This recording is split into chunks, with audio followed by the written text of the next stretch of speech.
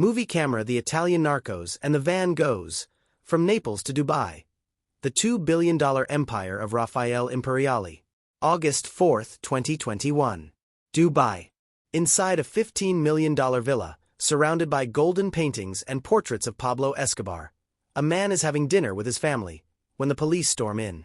This man controlled 1/3 of Europe's cocaine trade. He owned a private island, possessed stolen Van Gogh masterpieces, and had direct links to South American cartels.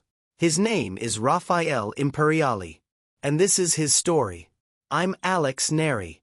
And this is the case that connected Naples to Dubai, Amsterdam to Bogota. A tale of power, art, and betrayal that forever changed the fight against international drug trafficking. What makes this story unique isn't just the sheer scale of the operation. According to investigations, we're talking about tens of tons of cocaine moved every year, a multi-billion-euro empire. But it's also the astonishing details uncovered during the investigation. Van Gogh paintings worth over 100 million euros, hidden for years in family cellars. A golden villa with a map of Europe hanging as a symbol of power. And above all, a final decision no one ever expected. In 2022, after his arrest, Raffaele Imperiale chose to cooperate with justice, becoming a state witness and revealing secrets that continue to shake the highest levels of the global drug trade. But at what cost? Not only for him, but for the thousands of lives destroyed by that river of drugs, the addictions it fueled, and the Camorra wars it financed. This isn't just a story of money and luxury. It's a story of human suffering, illegal profits, and an endless pursuit of power. To understand how a boy from Castellamare di Stabia became one of the most powerful cocaine brokers in the world, we must go back to the beginning. The early years. A childhood shaped by trauma. Raffaele Imperiale was born on October 24, 1974, in Castellamare di Stabia, into a family far from poor. His father, Ludovico, nicknamed the King of Cement, was a successful construction magnate and honorary president of the local football club, Juve Stabia. Money was never an issue. Social respect? Also guaranteed. Yet, as a child, Raffaele experienced a traumatic event that would deeply mark his life. An attempted kidnapping, likely linked to his father's shady construction business. This trauma gives us our first insight into the man. A boy who grew up knowing that wealth could be both protection and a target. An event that may have ignited not just fear, but a fierce determination. Never be a victim again. Always be the one in control. A premature understanding of power dynamics, later replicated on a global scale. During adolescence, he already showed uncommon entrepreneurial talent. He managed a soft drink depot in the Ponte Persica neighborhood, earning the nickname Leluccio Ferrarel. It was here he began building the network of connections that would shape his criminal future. This wasn't a choice born from poverty or marginalization. It was a personal drive toward a power and wealth that went far beyond what even the King of Cement could offer. A challenge to play a much bigger game. 1996. The turning point. At just 22 years old, he flew to Amsterdam to help his older brother Samuel manage the Rockland coffee shop. Officially, it was a family move. But according to investigative reports, it marked the beginning of a transformation, from soda boy to one of Europe's most powerful drug traffickers. Amsterdam, late 1990s. The Silent Revolution. Amsterdam, late 1990s. The city of canals was undergoing a silent revolution. Coffee shops weren't just places to consume, they had become hubs for far heavier trades. A city that appeared free and tolerant, yet behind its windows and cannabis counters, a criminal underworld was boiling. A fertile ground for those who knew how to move with discretion and ambition. It was here that Raffaele completed his metamorphosis. The Rockland coffee shop became much more than a business. Behind the counter, Imperiale forged connections with international brokers, North African traffickers, and crucially, intermediaries controlling the flow of cocaine from South America. What emerged from court documents is staggering. By 1998, just 2 years after arriving, he had established direct contact with the Amato Pagano clans of Scampia and Secondigliano. He wasn't affiliated with the Camorra. He didn't have the right blood. And yet, he became their trusted supplier. Why? Because Imperiale understood something revolutionary. In modern drug trafficking, violence isn't power, efficiency is. His weapon wasn't a gun. It was an encrypted phone. And his reputation as a reliable broker. This almost corporate approach made him a rarity in the Neapolitan criminal world, where blood and territorial control still reigned supreme. He delivered consistent quality, massive quantities, and, above all, punctual deliveries. He didn't act like a traditional boss. No territory to defend. No wars to fight. He was a pure businessman, treating cocaine like oil. But there's one detail that reveals his true cunning. Between 2004 and 2007, he didn't just supply drugs to Neapolitan clans. He also supplied weapons for the bloody feud against the Di Loro clan, a war that turned Scampia into a battlefield, leaving hundreds dead and an entire community shattered. Without ever pulling a trigger, Imperiale became an enabler of death, a silent arms dealer in one of the bloodiest chapters of Camorra history. His criminal efficiency came at a terrible price, paid in blood on the streets of Naples. He was a merchant who never directly stained his hands, but had an exceptional instinct for business. 2005. The Quantum Leap. The Quantum Leap came around 2005. Imperiale realized that to dominate the European market, he had to go straight to the source. The South American cartels. His strategic partner? Rick van der Bant, a Dutch drug trafficker nicknamed the Blonde. Through this alliance, Imperiale gained direct access to South American plantations, cutting out all middlemen. The numbers are staggering. At its peak, between 2010 and 2018, his network moved 40 tons of cocaine per year. To put that in perspective, 1 ton of cocaine sells for 50 million euros in Europe. We're talking about 2 billion euros annually. But even more shocking, according to the U.S. Drug Enforcement Administration, DEA, Imperiale's organization controlled 30% of Europe's entire cocaine market. This wasn't just large-scale trafficking. It was a near monopoly on Peruvian cocaine in Europe. A fact that made him not just a key player in Europe, but a central figure in the global drug supply chain. How did he move such volumes? Investigations revealed an incredibly complex logistics network. Cocaine traveled in containers disguised as legitimate cargo. Bananas from Ecuador. Coffee from Colombia. Minerals from Peru. Imagine shipping containers that look like innocent deliveries, but secretly carry hundreds of kilos of pure cocaine, ready to flood Europe streets. These containers crossed the Atlantic, docking at Rotterdam, Antwerp, Hamburg, Le Havre.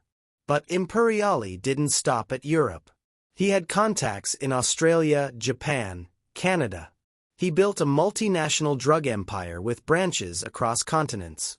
He collaborated with Daniel Kinahan, the Irish crime boss, and Ridouan Taghi, the Dutch-Moroccan trafficker.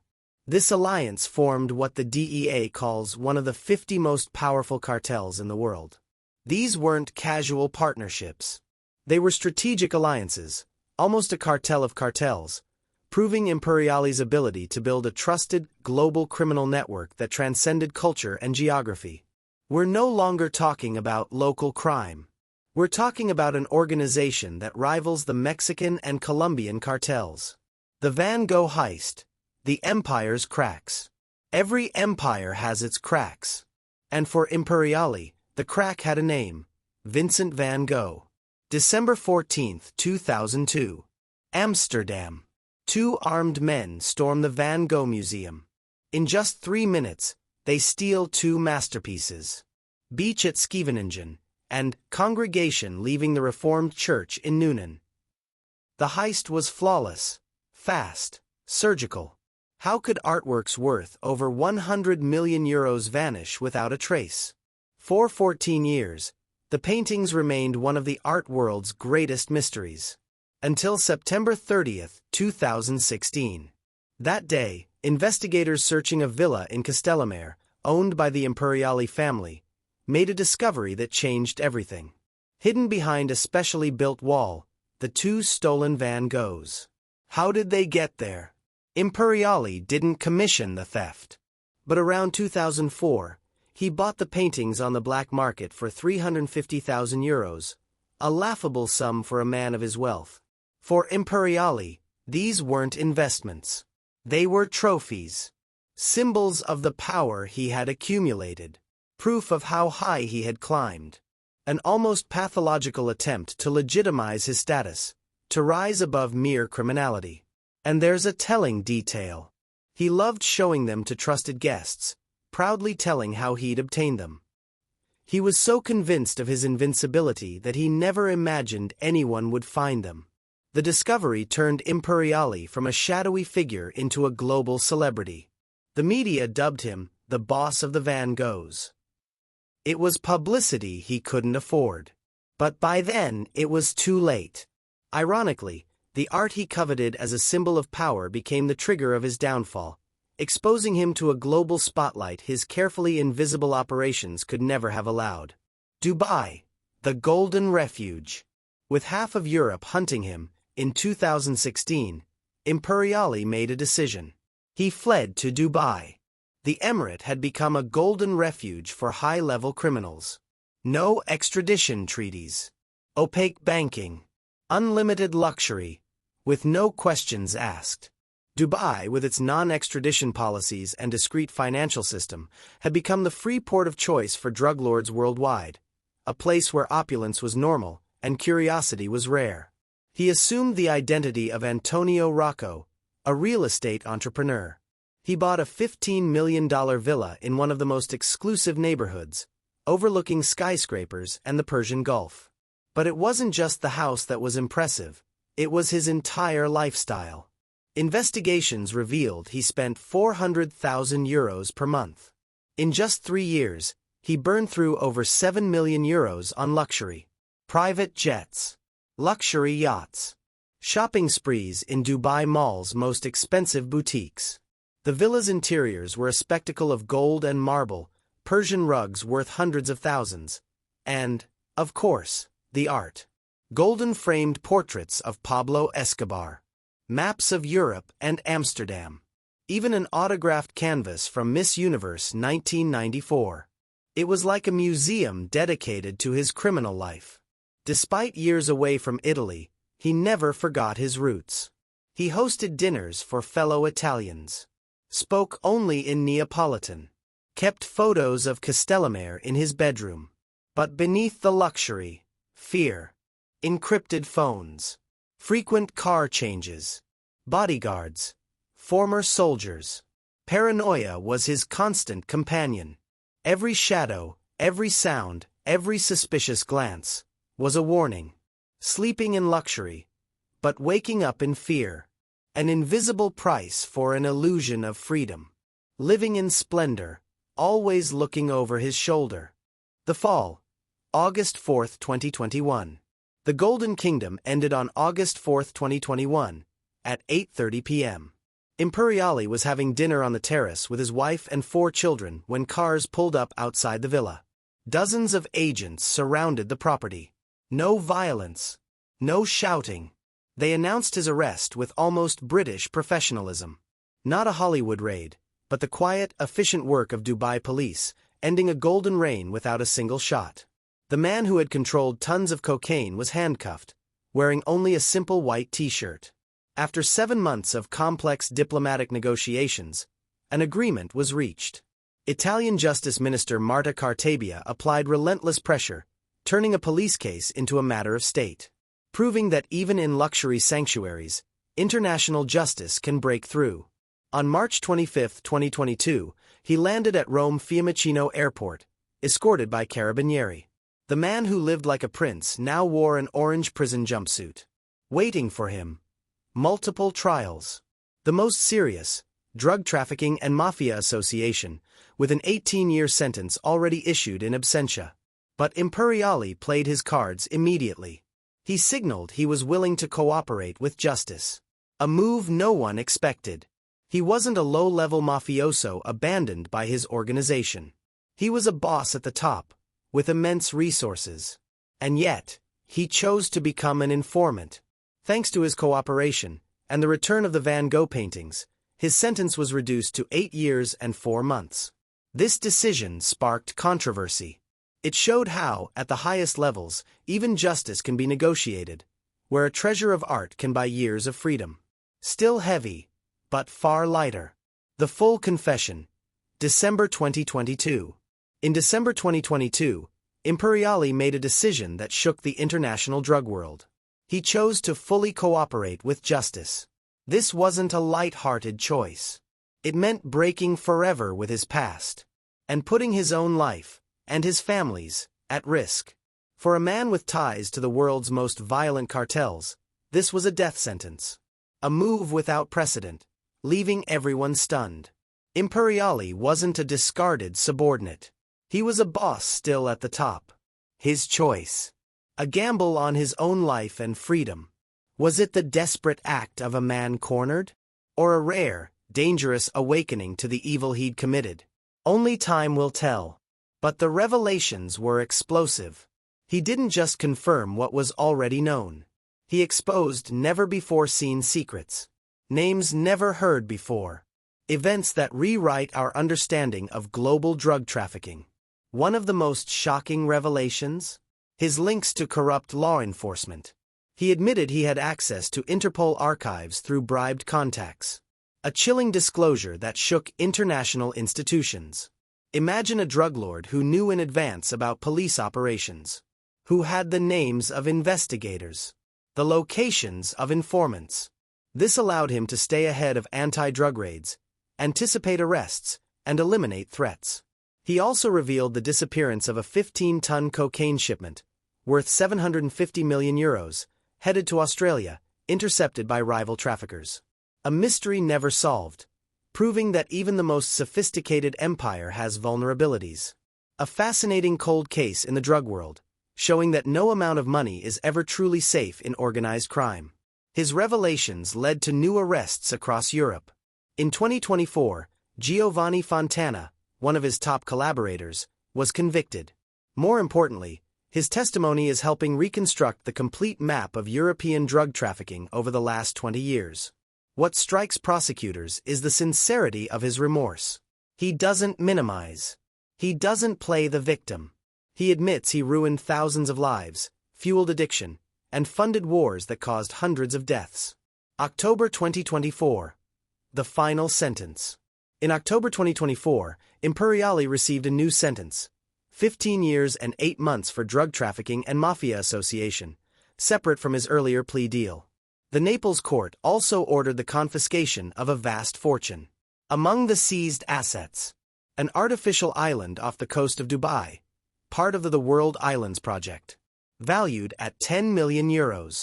The island, named Taiwan, symbolizes the global scale of his criminal empire.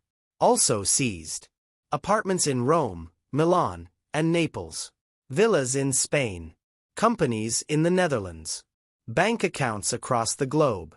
Total value, over €50 million, but likely just the tip of the iceberg. The sentence came while he continues to cooperate, creating a paradox. He provides invaluable intelligence, yet must serve a crushing prison term. But perhaps the true price will be paid forever. Becoming an informant means living under armed escort, constantly changing identities, never lowering your guard. Even if justice finally caught up with him, Raffaele Imperiale will never return to normal life. Being a state witness is a life sentence of anonymity, protection, and fear of retaliation. A price perhaps heavier than prison itself. For a man who lived in the reckless freedom of luxury, the cartels never forgive betrayal. The legacy. Raffaele Imperiale's story leaves us with lessons beyond crime headlines. It's not just about drug trafficking. It's about how globalization has transformed organized crime. Imperiale proved that in 21st century drug trade, violence and territory no longer win. Intelligence wins. Networks win, turning crime into business wins. He built an empire without ever directly spilling blood. His story shows how the line between legality and illegality has become dangerously thin. He wasn't just a criminal. He was an entrepreneur, an investor, an art collector. He ran legal companies, paid taxes, moved in respectable circles. 2 parallel lives, for over 20 years. But the most important lesson lies in his final choices. His cooperation shows that even in the most solid criminal empires, awareness of wrongdoing can emerge. We don't know if his repentance is sincere or calculated, but his revelations are dismantling networks across Europe. Every testimony opens new investigations. Every story reconstructs lost chapters of criminal history. The empire is collapsing, this time, in favor of justice. Today, Imperiale is in an Italian prison, far from golden villas and Van Gogh paintings. At 50 years old, he'll spend at least another decade behind bars. When, or if, he ever leaves, he'll find a completely different world. His empire is gone. His allies are dead or imprisoned. His money, confiscated. But his story will remain. A warning that even the most sophisticated criminal empire can fall. And a reminder that justice, even if slow, can reach even those who seemed untouchable. Raffaele Imperiale wanted to be the Italian Pablo Escobar. And he almost succeeded. But like all empires, his had an expiration date. And perhaps that's the real lesson. No criminal power is eternal. No drug kingpin is truly invincible. Sooner or later, even kings of drugs must face justice. This was the story of Raffaele Imperiale, the man who turned drug trafficking into a multinational corporation, and who is now paying the price for his choices. If you enjoyed this episode, please subscribe and hit the notification bell so you don't miss the next case that shaped, both good and bad, the history of Italian crime. I'm Alex Neri. Thank you for watching.